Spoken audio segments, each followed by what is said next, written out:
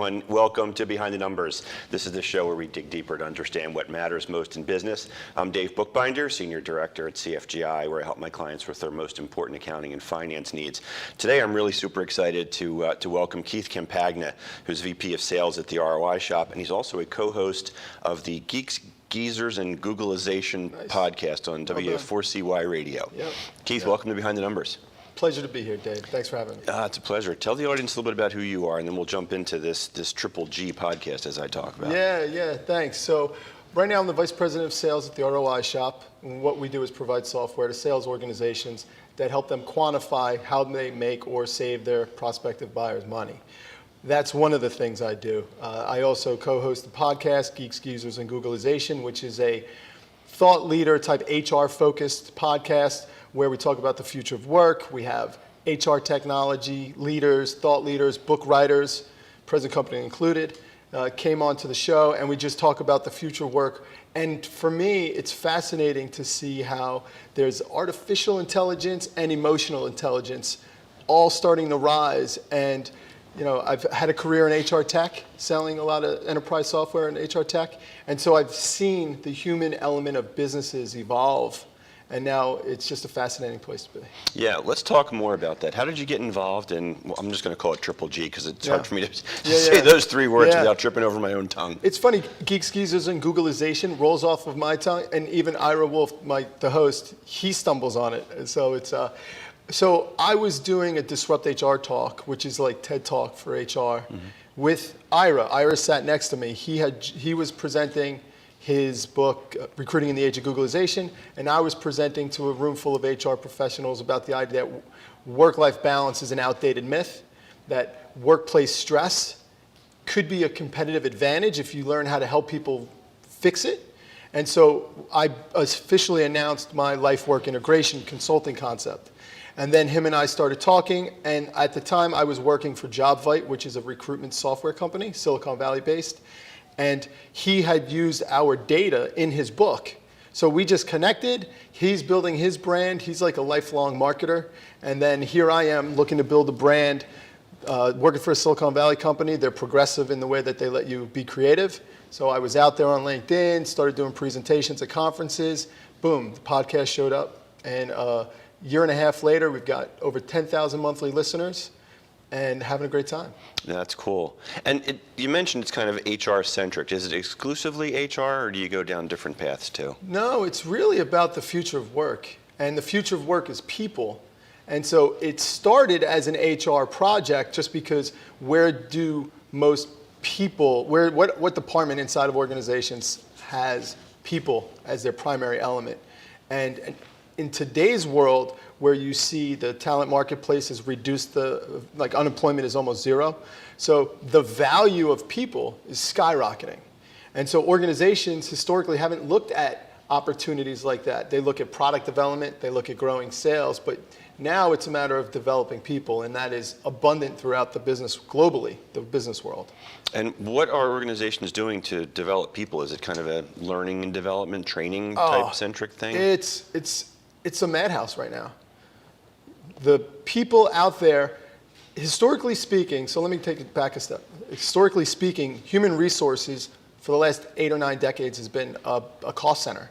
It's been viewed as a cost center.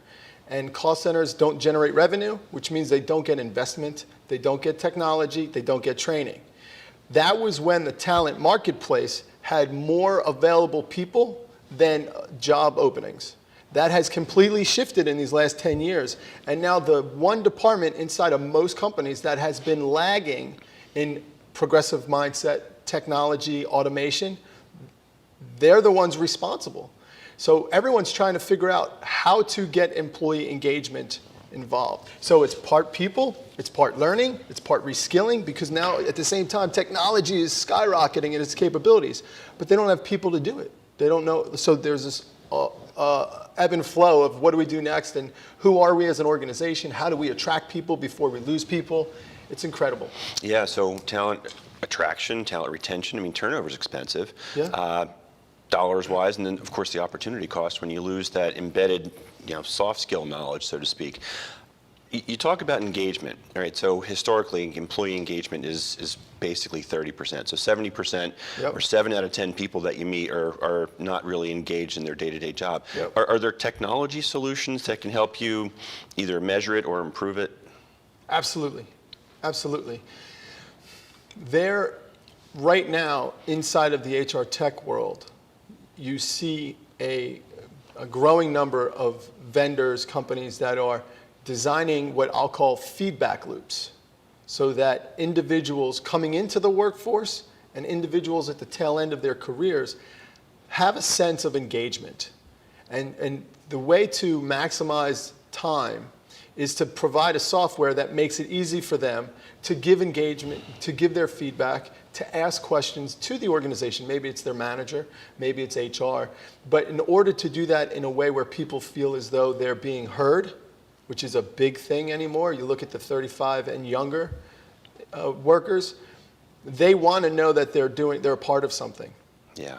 And so that's what the software does. And now, and I could talk for hours about this, because the next step is, okay, you've got the engagement. What's the content of that engagement? What's the goal? And now you're talking about, like, where's the company going? How transparent are they? Now we're talking about building a culture, right? Yeah, no, exactly. Yeah. It's all connected. Yep. But you got to start somewhere, right? So for those folks who are watching and listening, when you hear about employee engagement, I think there's an intrinsic understanding of it matters. But talk a little bit more, if you would, about the so what. So the engagement is the what, but the so what. Why is it so absolutely critical? Yeah.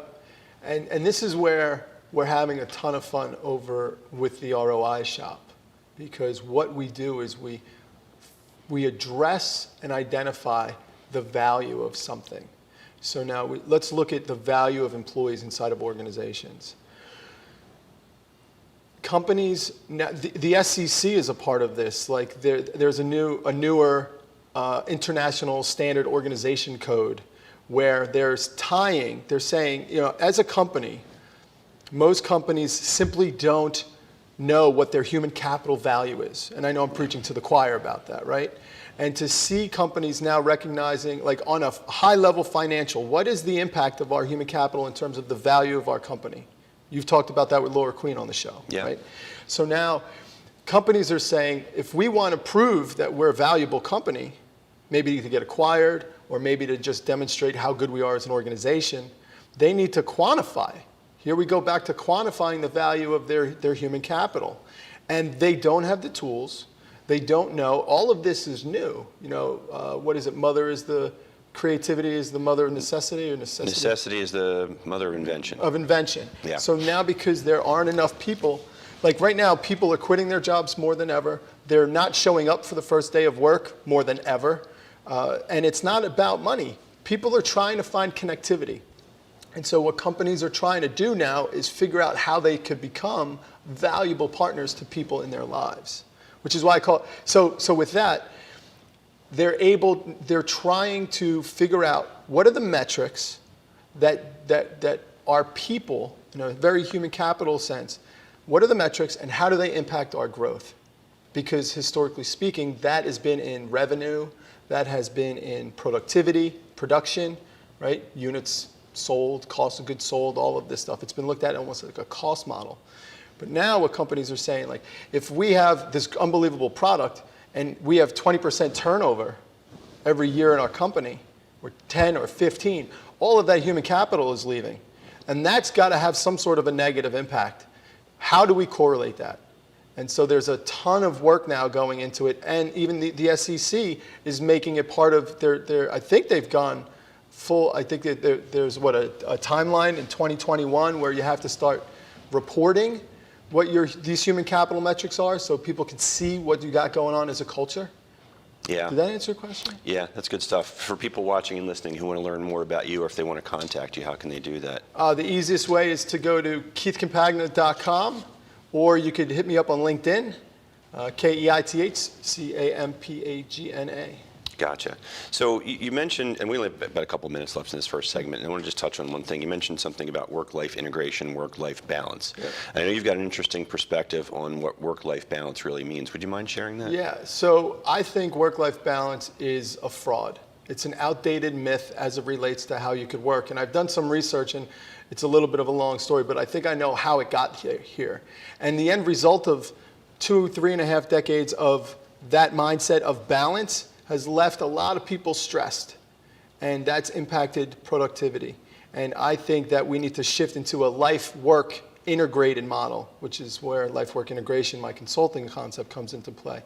Using stress as a competitive advantage will help you as an individual, will help you as a professional, and it'll move itself into the organization and help you grow your team and help you grow your organization.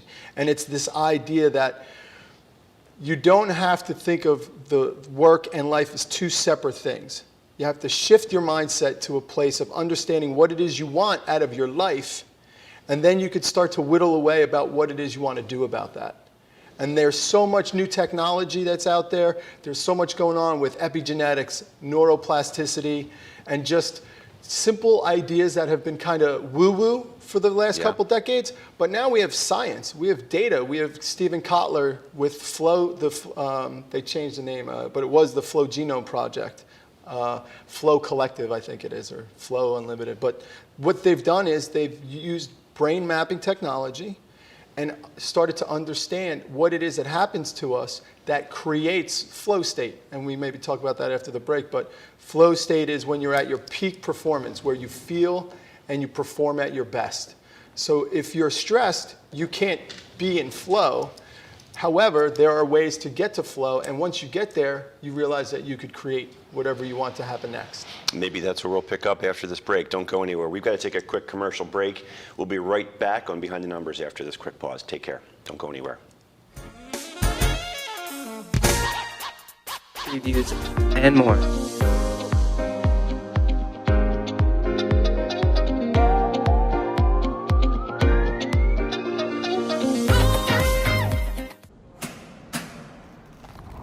I work 13 hours a day, 6 days a week. So when I'm off the clock, I gotta get stuff done. So when I need a snack, I need something healthy, tasty, and easy to eat. Like wonderful pistachios without the shells. They're protein-powered, delicious, and great on the go. And that's perfect for me. Thanks, Liz. A woman without a lot of time. Whether you're a gourmet cook or just want to eat like one, visit Rostelli Market Fresh, your home for the freshest, locally sourced ingredients to please everyone who loves great food. Our organic meats, quality seafood, and free-range poultry are cut fresh to order. Chefs create culinary-inspired prep foods made fresh every day, which pair nicely with our vast selection of fine wines and spirits. Choose from handmade pastas, artisan cheeses, organic produce, and grocery items, all from the finest purveyors. Rostelli Market Fresh, from our family to yours. RVN TV is a platform for people of any industry to share their story. Over 285,000 viewers are tuning in to RVN TV shows monthly. We guarantee a great experience that you'll be sharing with everyone you know while increasing your personal and company's brand awareness. But what is your brand? According to Forbes, it's a combination of your logo, your product, your design and feel, and your personality. Did you know that aside from being a guest, we offer even more opportunities? Hey everyone, welcome back to Behind the Numbers. I'm Dave Bookbinder, and we're talking with Keith Campagna, who is a VP at the ROI Shop. And before we took a break, you mentioned something about flow state and life-work integration. And I just wanted to close the loop on that by just following up that it seems to me that the company has to be bought into this, right? Because when most people think about what they call work-life balance, it's the idea of I need to manage my day-to-day at the job, but I still need to be able to be at the soccer game or at the choir performance in the evening.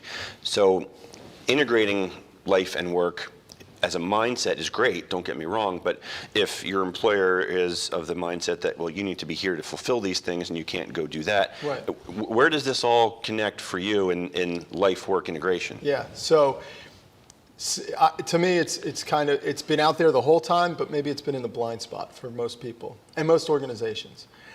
If you were to agree with me that the inherent health of any organization is directly tied to the organisms working inside of it, then we have to wonder what's going on. You mentioned 70% disengagement. And HR people have a funny way of describing disengagement. They say things like really engaged, toxic disengaged, or kind of, disengaged. And what I often tell the groups that I meet with is engagement, saying kinda engaged is almost like it's a false impression. It's like say you're going to go to a convention in Vegas or Miami, and you kiss your wife on the cheek and you say, all right, honey, I'll see you in a few days. I'm going to be kinda loyal to you.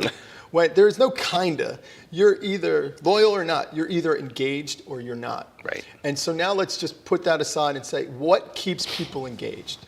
Or what's keeping them from being engaged? Stress. The day-to-day activity of stress. And businesses for decades have been taught in this kind of silly idea that they care about their employees, when everybody kind of saw through it. And we all grew up realizing that they care about money, and there's a reason for that. The model is shifting. And so I call it life-work integration, because balance, when you think about that seesaw of work-life balance, the goal is to keep it straight. But that takes a whole lot of stress to hold something completely horizontal. You probably couldn't hold your arms out for 10 minutes with nothing on them before you strain. And that's what's happening to everybody's mental well-being. And so now, if you truly want to see your company grow, how do you grow? You grow your employees, and you do it as a person, not as an employee. And so to do that means to change the way you're developing, to change the way that you truly care about your people. And as it turns out, that's a wonderful theory that I've kind of dialed in on, but you've got all these crazy macro elements going on in the talent marketplace, in the advancement of technology. You look at AI and how everyone's not sure about how it all plays, but people buy from people, and it's all about people. So if you focus on helping your people deal with stress, they could take that into their life, and then imagine having a less stressful life. You come to work more creative, more collaborative. Yeah. And this stuff spreads way more effectively than the stuff about the coronavirus. Yeah. That's now on. I'm not minimizing the coronavirus, but the truth of the matter, this is what's called energy. And flow gets you to a place where you're harnessing your energy to a place, where you're in the zone. Flow is also called in the zone. If you're a musician, I guess they call it being or in the athlete, pocket. yeah. Right, like Michael Jordan used to say the basketball rim was this big, right? Yeah. So time slows down. You're in the zone. That's flow. So you can't be in flow. You can't be creative. You can't be totally you if you're afraid of things, if you're in a stressful mindset. And so there's all of this going on. And again, the companies that are catching on to this are changing the way that they treat employees. They're growing, their culture is kind of taking a life of its own. People will become cult-like, right? And that attracts people. Now the recruiting challenge and the retention challenge goes away because you have a culture, because people are happy to be there. Can I ask you, put you on the spot a little bit here, because right now in the finance and accounting world, all the accountants out there are dealing with their busy season, whether it's in the financial statement preparation or tax return prep. They're all living in the hormones of stress every day, unable to find work-life balance, life-work integration. Sure. Is there a piece of advice you could offer those folks who are watching and listening to get through their day-to-day? Yeah, it's perspective. It's perspective and gratitude. Right? If you feel like you're in the crunch time, I'm a sales guy. Q4 is generally, it's go time, right? And now it's go time for people in the accounting industry, right? But you knew it was going to be there. It was there last year. And if you change your perspective from this quarter to the year, and you see that it's all part of a process, it makes you feel more relatable. And now you're feeling relatable, you're feeling a little bit more, or I guess less stressed about being there. Right, because it's part of a bigger process. And ultimately that goes back to the idea of the way that our minds work as it relates to processing stress. It's an inherent bias, it's an inherent habit. But the truth is, and this is the best part, it's totally free. The easiest thing you can do is learn how to breathe. Just slow yourself down, take a break, get some fresh air, go for a quick walk. It's free. It takes 5 to 10 minutes, and you'll come back kind of restarting on and getting back to the work at hand. Yeah, and break that cycle, at least in the moment anyway. Don't drink a lot of salt. Like, it comes back to nutrition. It comes back, not that I'm a health nut, but, if you're, and I know that when it comes to working long hours, you'll get the extra cup of coffee, you'll get the bigger soda, you'll get all those things that keep you going. But if you kind of flip that into, you realize that those sugars and that caffeine will lift you up, but there's a crash. And that crash makes it harder for you to get back up. So if you think about that and change your diet a little bit, YouTube is the greatest answer. My biggest want of society is that they stop watching the media and start asking YouTube how they could be a happier person. Because the algorithms, or what some people call the law of attraction, comes into play, and you will get simple ideas that cost you no money, and it can literally transform the way you go through life. Yeah, good stuff. Time flies here, man. I want to make sure that we cover one other topic here before we get pushed into the final moments of the show. I want to talk about this concept of the future of work. Yeah. What does that really mean? Yeah. And what does it look like? Well, we don't know how it looks yet, but we have an idea. And it really has everything to do with humans and technology working to be more productive, working to have a better life. Technology is designed to reduce the number of or the amount of labor, right? So if you look at the way we're using technology, how can we, the future of work is going to answer the question, how can we use technology so that we humans could reduce labor? And when we reduce work, we're able to be more free. We're able to go to our kids' soccer games. We're able to leave and go to the doctor's appointment, or maybe take a half day because, I just need to clear my head. And we can have the access to work and technology all the time so that you can focus on who you as a human and still be as productive. And the pace of work is going to go. I'm not a big advocate of for lack of better terms, the fear-mongering of AI taking over. AI is going to force cultures and employers to reskill their employees so they could handle the automation. IBM did a study, and in 3 years, 30% of the workforce is going to use some form of automation, right? So what's that mean in 5 years? So that means that everybody's going, not that they're going to be outsourced or replaced by technology, but they're going to have a working relationship with it. Yeah. And so now you've got two main things. You've got employees, people, how to help them feel better about who they are so they could be more productive. And then you got to teach them, because if they're stressed, they don't learn. So now you've got to get them to learn, and then the technology makes it so easy to do. So there's a lot of paradigm shifting going on now, and it will be going on for the next, for the foreseeable future, because this is all crazy new stuff. Yeah, it's great insight, because it's really holistic. What I'm hearing is this whole thing is holistic.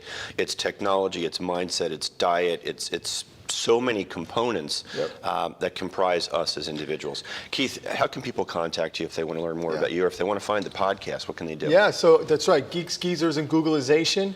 Googlizationnation.com. You can sign up and get alerts. Check me out on LinkedIn. There's the ROI Shop, and then there's keithcampagna.com. A lot of ways to get a hold of you. We only have a couple minutes left in the program here, but I wanted to ask you this what could be the last question here is, when we think about all this holistic integration that you're just describing, one of the challenges that I hear all the time from both finance professionals and HR professionals is that they don't always speak the same language. They may have the same goals in mind, but somewhere in this communication chain, there seems to be a disconnect in how to get to that place. What's the future for HR and finance in bringing them more closely together? Yeah, collaboration. It's it's like sales 101. What's the problem? What problem are we looking to solve? If you put that out there, and I tell, when I speak in front of HR groups, I say this often enough: be the disruptor. Don't wait for something that will disrupt you as an HR person. Go to your finance leaders. Get 15 minutes of time and ask them what they think about what the company can do. Start gathering information. And that, to me, is the key. Like, just put it out there, understand that you're either going to be the victim or the victor, and make a choice. Disrupt HR. Yeah. So being a disruptor takes a lot of risk in doing such a thing, right. Yeah? Right, which is where, you had mentioned the holistic approach and and how it's resonating with you. Let's not forget, it's about business. So where are the metrics? Maybe start there. What do we know, and what's in the way of getting to where we want to go? And then we just move those obstacles out of the way. But you have to quantify. You have to take the time, HR and finance, to work together, and then build up, work through the leadership organization. And now we're back to talking about development, right? So it truly is, the future of work is collaboration.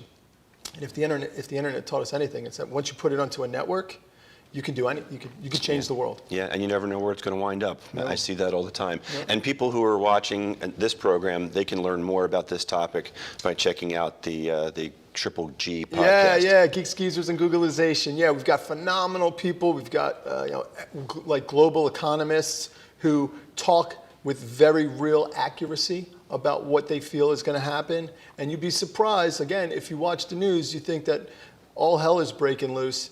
But when you look at the numbers, they say that there's not that much to worry about, and everything's going to be okay. There you go. And that's a good note to leave this. So thanks so much for joining us today. Thank you. We've been talking about all things related to HR and the future of work with Keith Campagna from the ROI Shop. I'm Dave Bookbinder. If you'd like to connect with me after the program, feel free to hit me up on LinkedIn, Facebook, and Twitter. And be sure to hit the subscribe button here so you can stay in contact with us for what we're doing in the future. Thanks again for watching and listening. Take care. We'll see you next time on Behind the Numbers.